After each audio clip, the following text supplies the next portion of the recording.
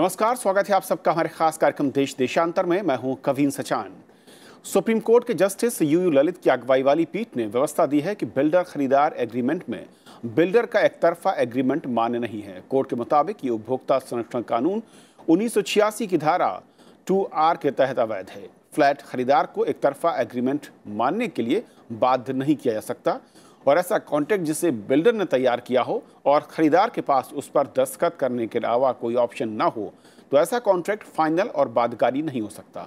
Supreme court ने फैसले में विधि आयोग की 199 रिपोर्ट का हवाला दिया और कहा कि ऐसा अनुबंध जिसमें शर्तें बहुत कठिन हो, दमनकारी हो और एक पक्ष की ओर से पूरी ना की जा सकने वाली हो, अनुचित होंगी। असल में सुप्रीम कोर्ट ने एक फ्लैट का पोजीशन देने में 2 साल की देरी के मामले में सुनवाई करते हुए ये फैसला दिया है। तो समझेंगे आज अपने कार्यक्रम में कि आखिर बिल्डर बायर एग्रीमेंट है क्या, अब तक ये किस तरीके से तैयार होता था और सुप्रीम कोर्ट को क्यों कहना पड़ा कि ये इनवैलिड माना जाएगा, क्योंकि इसमें बायर की तरफ से कोई भी रजामंदी या फिर उसकी शर्तें नहीं होती हैं। और इस फैसले के बाद बिल्डर्स के जो प्रोजेक्ट हैं और जो बायर आएंगे उसका इम्पैक्ट वहां पर किस तरीके से दिखेगा। हमारे साथ संजय अग्रवाल हैं, सदस्य हैं बिल्डर एसोसिएशन ऑफ इंडिया से, स्वागत है आपका। पीयूष सिंह हमारे साथ हैं, वकील सुप्रीम कोर्ट से, पीयूष आपका स्वागत है। और रिटायर्ड कर्नल प्रकाश चंद्र अध्यक्ष हैं अपार्टमेंट ओनर्स एसोसिएशन नोएडा में, आपका स्वागत है। शुरुआत पीयूष आपसे करना चाहूँगा क्योंकि फैसला से आखिर क्या कहता है, क्योंकि हम लगातार ये सेक्टर में एग्रीमेंट बहुत कॉमन सी चीज़ है और बिना एग्रीमेंट के कोई भी सेल ऑफ नहीं होता है अगर हम इस सेक्टर में देखें तो। जी देखिए, ये जजमेंट जो आया है ये अपील थी एक नेशनल कंज्यूमर कोर्ट के जजमेंट के खिलाफ। बिल्डर अपील में गया था सुप्रीम कोर्ट में, उसमें सुप्रीम कोर्ट ने फैसला दिया है नेशनल कंज्यूमर कोर्ट के जजमेंट को सही ठहराते हुए। इसमें जो मेन मुद्दा था अनुबंध को लेके, जो कॉन्ट्रैक्ट को लेके, उसमें कहा गया था नेशनल कंज्यूमर कोर्ट ने कि एक कॉन्ट्रैक्ट जिसमें बायर का भी सिग्नेचर है और बिल्डर का भी है, तो बिल्डर का कहना था कि दोनों पार्टीज ने अपने कंसेंट से अगर किसी अग्रीमेंट को साइन किया है तो वो दोनों पार्टीज को मानना पड़ेगा, वो बाइंडिंग होगा दोनों पार्टीज के ऊपर। इसमें एक मुख्य आर्ग्यूमेंट, लीगल आर्ग्यूमेंट ये है कि कॉन्ट्रैक्ट एंटर कैसे होते हैं इस इंडस्ट्री के अंदर, हमें पहले ये समझना होगा। ये रियल एस्टेट इंडस्ट्री के अंदर रेरा आने से पहले ये सारे एग्रीमेंट्स आप बायर से, जो बिल्डर है वो 10% टोकन अमाउंट लेके उसको अलॉटमेंट लेटर देता था, कोई एग्रीमेंट साइन नहीं होता था। बाद में उससे 10% करके टोटल 30% टोटल फ्लैट की वैल्यू ले ली जाती थी। अलॉटमेंट लेटर के बाद जब एक बायर 30% पैसा दे देता था तब उसको एक एग्रीमेंट दिया जाता था, बिल्डर बायर एग्रीमेंट या फ्लैट बायर एग्रीमेंट। उसके तहत एक बायर के पास या एक फ्लैट खरीदार के पास कोई ऑप्शन नहीं होता था उसको साइन करने के अलावा। कारण क्या था कि उस एग्रीमेंट में एक क्लॉज ये होता था कि अगर आप फ्लैट बायर एग्रीमेंट या बिल्डर बायर एग्रीमेंट साइन नहीं करेंगे तो आपका अर्नेस्ट मनी है वो फॉरफिट हो जाएगा। वो अर्नेस्ट मनी टोटल फ्लैट की वैल्यू का 20 से 25% रहता था। सुप्रीम कोर्ट ने और नेशनल कंज्यूमर कोर्ट ने, पहले नेशनल कंज्यूमर कोर्ट ने इस जजमेंट में ये कहा कि कारण ये है कि आपने पहले उपभोक्ता से पैसा ले लिया, आपने 10%, 20%, 30% करके, उसे कोई कॉन्ट्रैक्ट नहीं दिया, सिर्फ एक मात्र अलॉटमेंट लेटर दिया जिसके अंदर सारी टर्म्स एंड कंडीशन नहीं होती। फिर आप उसको एक वन साइडेड या एक उसको लॉप साइडेड अग्रीमेंट आपने पकड़ा दिया, एक तरफा अग्रीमेंट, जिसमें आपने सारी टर्म्स एंड कंडीशन अपनी तरफ की रखी और फिर आपने उसको बोला आप या तो साइन कीजिए या आपका अर्नेस्ट मनी फॉरफिट हो जाएगा। तो सुप्रीम कोर्ट ने कहा कि कॉन्ट्रैक्ट वो माना जाएगा जहां दोनों पार्टी अपनी इच्छा से, स्वेच्छा से उसमें साइन करें। इस केस के अंदर जो बायर होता है उसकी अपनी इच्छा खत्म हो जाती है, उसके बस ना चाहते हुए भी साइन करना पड़ता है। तो एक तरह से इसको कोर्जन माना जाएगा जहां पे बायर के पास कोई ऑप्शन ना रह के उसको साइन करना पड़ा। मुख्य 2 क्लॉजेस जहां सुप्रीम कोर्ट ने हाईलाइट किए जहां बायर के साथ इसमें गलत हो रहा था सुप्रीम कोर्ट के तहत, पहला क्लॉज ये था अगर बायर जो अपनी किस्तें देता था फ्लैट को लेके बिल्डर को, वो किस्तों पे अगर वो 2 दिन का भी डिले कर दे, ये 5 दिन का भी डिले कर दे, तो builder as per the agreement buyer से 18% से 24% इंटरेस्ट चार्ज करता है। कई केसेस में कंपाउंड इंटरेस्ट चार्ज करता है बायर से। और जबकि अगर बिल्डर प्रोजेक्ट देने में डिले कर दे, जैसे अग्रीमेंट के तहत अगर बिल्डर डिले करता है साल, 6 महीने, 2 साल, 5 साल, तो उसको केवल 5 रुपए पर स्क्वायर फीट के हिसाब से कंपनसेशन देना होता था। इस जजमेंट में तो तहत 9% था, 9 और 18 का डिफरेंस था। अदरवाइज 18% बिल्डर वसूल करता है और खुद देता है कुल 5%। 5% आप देखा जाए तो इंटरेस्ट रेट के हिसाब से 2 या 3% टोटल इंटरेस्ट रेट बैठेगा। दूसरा, अगर बिल्डर कभी भी चाहे आपका फ्लैट या बिल्डर बायर एग्रीमेंट टर्मिनेट कर सकता है एज पर द एग्रीमेंट।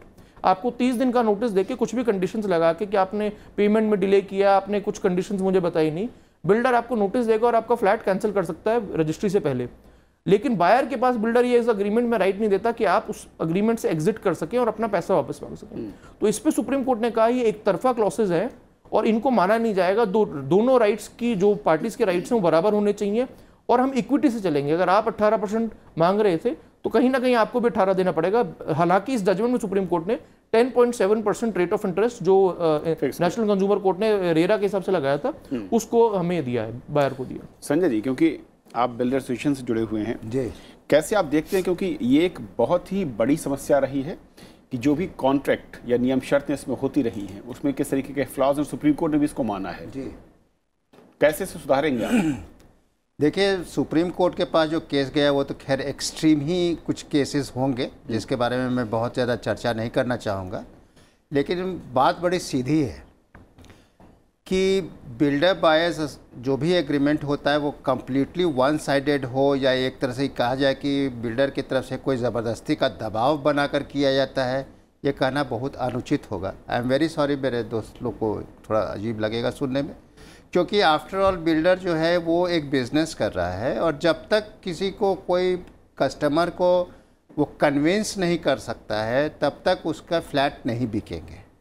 अगर कंज्यूमर जो फ्लैट बायर है उसको ये कॉन्फिडेंस नहीं होगा कि ये महाशय जिनसे मैं फ़्लैट बुकिंग कर रहा हूँ ये मुझे अंततः फ्लैट देंगे या पैसे लेकर ना भाग जाएंगे, तब तक वो बुकिंग करने का सवाल ही नहीं उठता है। जहाँ तक 10% दे के अलॉटमेंट लेटर देने की बात है वो इसलिए हो रही है क्योंकि 10% पैसे देने में बायर की अपेक्षाकृत उनको ये समझ में आता है कि इतने पैसे तो वो दे ही देगा एक बार में, तो उसे कुछ न कुछ तो चाहिए। उसने फला फ्लैट बुक किया फला फ्लोर पे, उसको कुछ न कुछ तो कागज़ चाहिए, इसीलिए उसे एक अलॉटमेंट लेटर देते हैं। और अलॉटमेंट लेटर का अपना बहुत ज़बरदस्त लीगल बाइंडिंग भी है, उस डिटेल में जाने में तो फिर एक पूरा टीवी का प्रोग्राम ही चला जाएगा। खैर उसके बाद भी हम सब जानते हैं कि कोई भी हाउसिंग लोन फाइनेंस होने में 20% ही मार्जिन मनी चाहिए। स्टेट बैंक से लें पैसे या पंजाब नेशनल बैंक से लें या किसी भी प्राइवेट बैंक से भी लें तो 20% ही पैसे चाहिए फ्लैट बायर से और 80% वो बैंक फाइनेंस करती है। तो 30% जब देने की बात होती है तो वो जहाँ तक मुझे लगता है वो थोड़ी सी ज़्यादा बात हो गई। और दूसरी बात ये भी है कि हो सकता है कि इस पर्टिकुलर केस में क्लाइंट की जो क्रेडिट रेटिंग हो वो ख़राब हो या कम हो बैंक की नज़र में, लेकिन ऐसे ये आमूमन हर जगह ये 20% ही है। लेकिन संजय जी, क्या ये समस्या नहीं है कि आप 10% लेकर जी, जब 10% लेते हैं, यानी कि कोई भी बिल्डर लेता है जी जी, उसी 10% के वक्त वो तमाम नियम शर्तें क्या रखता है कंज्यूमर के सामने? और दूसरा ये कि जब आप पेनाल्टी के तौर पर कंज्यूमर से 18% की बात करते हैं जी, लेकिन जब देने की बात करते हैं तो आप 9% या 7% की बात करते हैं, और उसमें भी आप डिले टाइम जो 6 महीने 3 महीने उसके लिए आप अलग अलग रीजन देते हैं जी। तो आपको नहीं लगता कि पार्शियल है एक तरीके से एग्रीमेंट? ये देखने का दृष्टिकोण का फ़र्क है कि ये पार्शियल है या नहीं, ये एक तरफा है कि नहीं है। हम एज ए बिल्डर भी मेरा भी एक दृष्टिकोण है जिसको मैं सामने प्रस्तुत करना चाहूँगा। सबसे इम्पॉर्टेंट बात यह है कि आज हाउसिंग लोन जिस कंज्यूमर जिस फ्लैट ओनर को मिलता है वो 8.5% या 9% मिलता है अगर उसकी क्रेडिट रेटिंग ख़राब होती है तो भी, और बिल्डर को किसी भी हालत में 14% से कम में रेट ऑफ इंटरेस्ट में लोन नहीं मिलता है, जिसको हम लोग हाउसिंग प्रोजेक्ट लोन कहते हैं। अगर ये दूसरा प्रोजेक्ट लोन होता तो शायद और महंगा मिलता, लेकिन 14% कॉस्ट ऑफ फाइनेंस तो बिल्डर को लगता है और 8, 8.5, 9% कॉस्ट ऑफ फाइनेंस कंज्यूमर को लगता है। तो आखिर यहाँ जो पैसे देने या लेने की बात हो रही है वो तो कॉस्ट ऑफ फाइनेंस में जो घाटा उठाया जा रहा है उसी की भरपाई करने की बात हो रही है। तो अगर हम तो घाटे की भरपाई कंज्यूमर करेगा और प्रॉफिट बिल्डर लेगा? घाटे की भरपाई तो खैर हो ही नहीं सकती है, क्योंकि नहीं, आप कह रहे ना कि जो डिफरेंस आएगा उसका घाटा कौन भरेगा? घाटे की भरपाई अगर बायर कर रहा है तो क्या लीगली तौर पर, मैं समझना चाहूंगा पीयूष, फिर क्या प्रॉफिट शेयरिंग भी बिल्डर को शेयर करनी पड़ेगी अगर आप इस फॉर्मूले पे जाना चाहते हैं? देखिए, यही संजय अग्रवाल जी ने जो कहा, अगर मार्केट में आप कई इंस्टेंसेस हैं जहां पे जब प्रॉपर्टी के प्राइस इंक्रीज हो रहे थे, जब रियल एस्टेट मैं कहूँगा 2005 से 2011-12 तक जहाँ प्रॉपर्टी के प्राइस इंक्रीज हो रहे थे, तब बिल्डर अपनी सारी किस्तें लेने के बाद जो आखिरी का 5% होता था पोजेशन देने के टाइम पे, वो 5% में सुपर एरिया बढ़ा के बायर से एक एग्जॉर्बिटेंट डिमांड करता था, क्योंकि उसको पता है जो फ्लैट की 50 लाख की कीमत पे खरीदा गया है आज की डेट में 80 लाख है। तो बिल्डर सुपर एरिया बढ़ा के, कारपेट एरिया सेम रहता था कहता है जी आपको 10 लाख 15 लाख और देना पड़ेगा, अदरवाइज हम आपको फ्लैट का पोजीशन नहीं देंगे। तब बिल्डर्स ने सबसे एक्स्ट्रा पैसा वसूल किया। आज की रेट में प्राइस करेक्शन है, अगर 50 लाख का फ्लैट 2012-13 में किसी को अलॉट हुआ, वो आज की रेट में 30 से 35 लाख रुपए है। तो उस केस के अंदर जब आदमी कह रहा है जी मेरे कुल पैसे आप मेरे को ब्याज समेत वापस कर दीजिए, वहां बिल्डर कह रहा है you do not have a right to exit, हम आपको निकलने ही नहीं देंगे। तो जहां प्रॉफिट तो बहुत दूर की बात है, यहाँ लोगों की लाइफ लॉन्ग सेविंग्स, एक जिंदगी में लोग पीएफ करके अपना पीएफ, लोन्स तो चल ही रहे हैं, लोगों ने जो बैंक से लोन ले रखे हैं, बाकी चीजें, कई ऐसे लोग हैं जिन्होंने अपना लाइफ लॉन्ग पीएफ लगा रखा है, इसके अंदर ग्रेचुटी लगा रखी है, और वो सारी कमाई बिल्डर के पास है, और वो एग्जिट करने का राइट भी नहीं है। सुप्रीम कोर्ट के इस जजमेंट में एक बहुत अहम बात यह है, जो रेरा अब तक कहता आ रहा था, आपने देखा होगा, रेरा कह रहा था कि अगर प्रोजेक्ट 60 से 70% कंप्लीट है तो होम बायर के पास कोई राइट टू एग्जिट नहीं होगा, मतलब उसको फ्लैट लेना पड़ेगा चाहे वो डिले पेनल्टी ले ले। सुप्रीम कोर्ट ने जजमेंट में दूसरी बहुत महत्वपूर्ण बात ये कही है कि आप एक बायर को एक प्रोजेक्ट के अंदर आप अटका के नहीं रख सकते, he will have a right to exit even if project is completed. इस जजमेंट के अंदर पूरा प्रोजेक्ट 100% कंप्लीट था, केवल ओसी नहीं आया था। बिल्डर कह रहा था जी मेरे पास सिर्फ ऑक्यूपेशन सर्टिफिकेट नहीं आया है, इसलिए मैं पैसा रिफंड नहीं करूंगा, ये आके रह सकते हैं। सुप्रीम कोर्ट ने कहा कि ओसी विदाउट ऑक्यूपेशन सर्टिफिकेट आपका पोजेशन ही इलीगल है, अगर बायर को एग्जिट चाहिए, अपना पैसा वापस चाहिए, तो उसका हार्ड एंड मनी है, आप उसको लौटाइए, देना पड़ेगा। जी बिल्कुल। प्रकाशन जी, जिस तरीके की समस्या ये कितनी दिखती है, अहम रही है, क्योंकि आप इससे जुड़े हुए हैं। जी, मैं flat as a flat buyer अपना आर्गूमेंट पेश करूंगा। अभी इन दोनों लोगों ने जो बोला वो एक ब्रॉडर फ्रेमवर्क पे बात किया है, मैं एक्चुअल प्रैक्टिकल प्रॉब्लम पे भी आपका ध्यान आकर्षित करूंगा। एक तो एग्रीमेंट है, वो तो फॉल्टी है ही। जिस समय हम मकान ख़रीदने जाते हैं 20 पेज का कागज़ पकड़ा दिया जाता है, ये हमारा पहला एक्सपीरियंस होता है मकान ख़रीदने का या लीगल डॉक्यूमेंट को फेस करने का। तो उसको हर एक क्लॉज को पढ़ के और फ्यूचर को एनविसास कर लेना कि भविष्य में क्या होने वाला है इस एग्रीमेंट की वजह से, वो मोस्ट ऑफ द बायर्स के लिए पॉसिबल नहीं है। फॉर एग्ज़ाम्पल, अभी मैंने घर खरीद लिया, मैं अपने बिल्डर की बात करता हूँ, जो कि समस्या नोएडा, ग्रेटर नोएडा में बहुत से सोसाइटीज़ की हैं। हमने घर खरीद लिया, 3-4 साल के अंदर प्लास्टर झड़ के गिर रहे हैं, बेसमेंट में सीपेज की वजह से पानी भर रहा है, बेसमेंट में नाव चल सकता है, आधे कार डूब गए हैं। नहीं, क्वालिटी एक अलग मैटर, उस पर एक अलग से डिबेट करूंगा। सवाल ये कि जब बायर कोई चीज खरीद रहा है और इसके लिए वो 20, 30, 40 लाख रुपए पे कर रहा है, तो क्यों उस एग्रीमेंट के साथ खड़ा हो जाता है जिसे वो पढ़ता तक नहीं है, जिसके उसके लीगल फॉर्मेलिटीज के बारे में नहीं जानकारी, जिसके बारे में वो ऑब्जेक्ट भी नहीं करता है?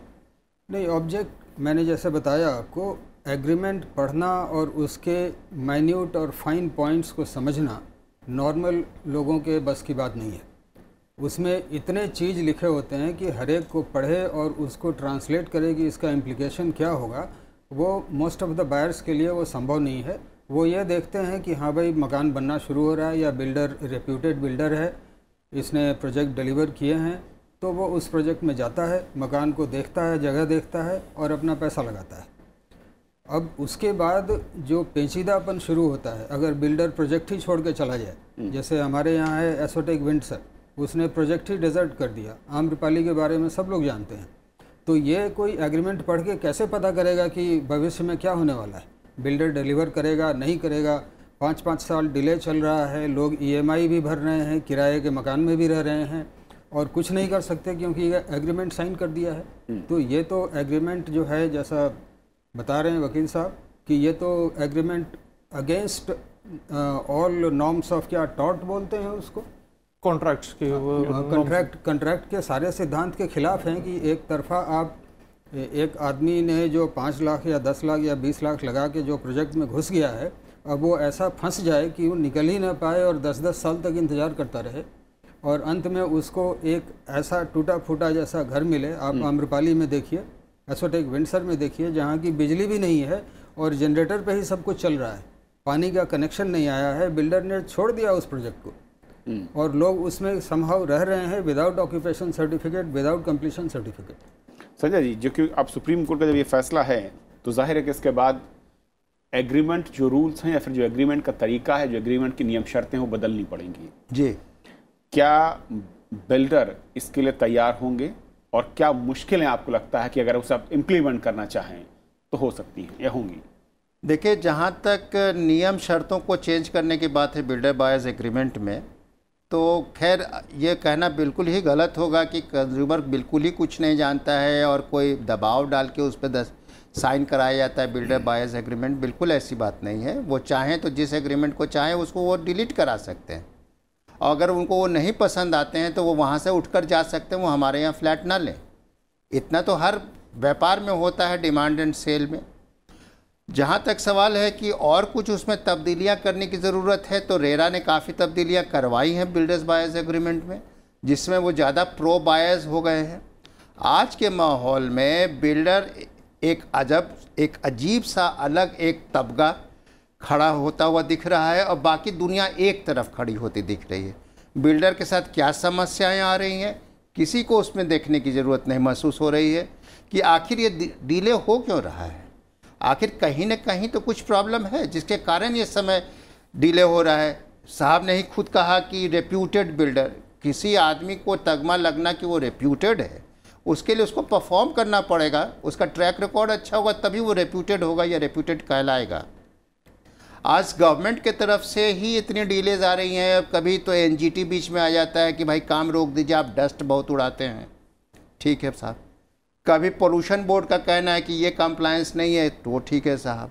नोएडा के जैसे जगह में हम लोगों को वाइल्ड लाइफ से क्लियरेंस लेना पड़ता है।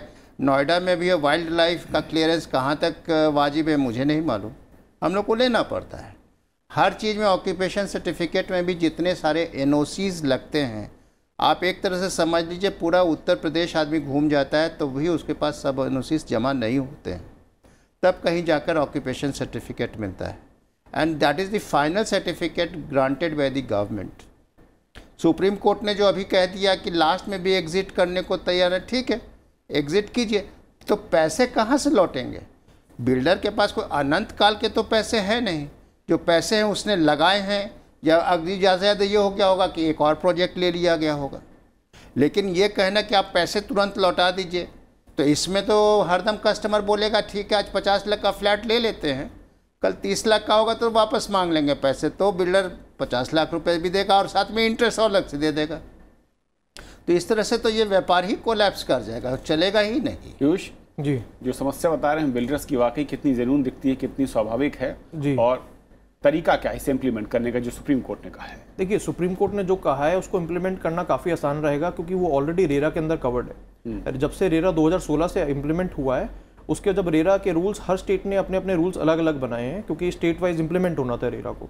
तो अब लगभग हर स्टेट ने रूल्स बनाए हैं। उस रूल्स के तहत जो अग्रीमेंट टू सेल है, जो पहले हम जिसको बिल्डर बायर अग्रीमेंट कहते हैं, वो अग्रीमेंट टू सेल 10% अमाउंट लेते ही एग्जीक्यूट होना है।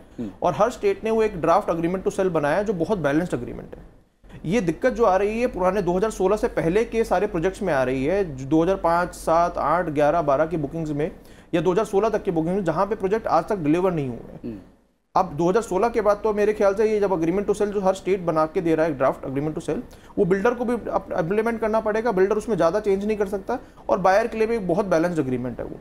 सो आने वाले समय के लिए मेरे को लगी, लेकिन अभी जो पुरानी समस्या है उससे निपटने में बहुत समय लगेगा। लेकिन बिल्डर्स की जो समस्या है, देखिए वो बिल्डर्स की क्रिएट करी, जो मेरा मानना है वो खुद की क्रिएट करी हुई समस्या है। जैसे संजय जी ने कहा कि हमें एनवायरनमेंट के अप्रूवल्स लेने पड़ते हैं, वो लेने पड़ते हैं। इनको हर बिल्डर को एक बिजनेस में घुसने से पहले पता है कि मुझे कौन कौन से लाइसेंस अप्रूवल चाहिए। और अगर ऑक्यूपेशन सर्टिफिकेट जैसे की बात है, तो तब तक अगर आपका पूरा स्ट्रक्चर या आपका पूरा प्रोजेक्ट कंप्लीट है तो कहीं पे भी आपको एनओसी लेने में दिक्कत नहीं आएगी। दिक्कत कब आती है? हिंदुस्तान के अंदर आप ढांचा तो खड़ा कर देते हैं, प्रोजेक्ट कंप्लीट हो जाता है, बट आपका फायर एग्जिट नहीं है, फायर एनओसी नहीं है, क्योंकि आपने कॉस्ट कटिंग करने के चक्कर में सीढ़ियां छोटी बना दी हैं या लिफ्ट का काम कंप्लीट नहीं किया। तो स्टेट डिपार्टमेंट आपको एक अनहैबिटेबल बिल्डिंग के लिए क्यों ऑक्यूपेशन सर्टिफिकेट देगा? अगर आपने वहां पे बाउंड्री वॉल कंप्लीट नहीं करी है या पूरी लैंड एक्वायर नहीं करी है, आपको क्यों ऑक्यूपेशन सर्टिफिकेट मिलेगा? दूसरी बात रही पॉल्यूशन कंट्रोल बोर्ड की या एनजीटी के ऑर्डर्स की। आप एनजीटी के ऑर्डर्स गिनेंगे तो केवल ये दिवाली के बाद, और वो भी कुछ पिछले 2-3 साल में ही, एनजीटी ने कुल 2-3 बार स्टे लगाया, और वो भी 2-2 सप्ताह का। 2-2 सप्ताह के स्टे से आपके 6-6 साल प्रोजेक्ट कैसे डिले हो सकते हैं? तो ये सारी चीजें, और प्लस जो प्रोजेक्ट बेचे गए हैं, जो संजय जी का कहना है कि खरीदार ना खरीदे प्रोजेक्ट, अगर नहीं खरीदना चाहता रेपुटेड बिल्डर से। देखिए ये बहुत सपने, एक घर खरीदार हिंदुस्तान के अंदर हाउसिंग का हम सब जानते हैं कितनी समस्या है।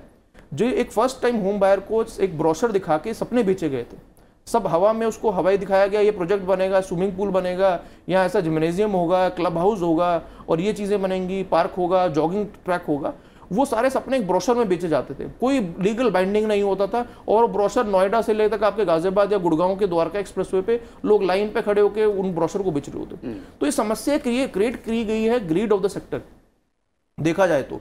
और बाद में आप कहें कि ये बिल्डर्स पैसा कहां से लाएगा, जो एक substantial amount of money divert हो चुका है। मेरा मानना है अन्याय होगा एक होम बायर के साथ। चलिए, वक्त कम है, लेकिन बहुत शुक्रिया आप तीनों मेहमानों का हमारे साथ इस चर्चा में शामिल होने के लिए और ये समझाने के लिए कि असल में सुप्रीम कोर्ट को ये क्यों कहना पड़ा कि बिल्डर बायर एग्रीमेंट एक तरफा है, इसे आप मान नहीं कर सकते हैं और बिल्डर के साथ साथ बायर के भी अधिकार हैं जिनको बिल्डर्स को समझना होगा। तो फिलहाल हमारे आज के इस खास कार्यक्रम में इतना ही। आप अपनी राय सुझाव में भेज सकते हैं, साथ ही हमारे सभी कार्यक्रम YouTube पर देख सकते हैं। फिलहाल इतना ही, नमस्कार।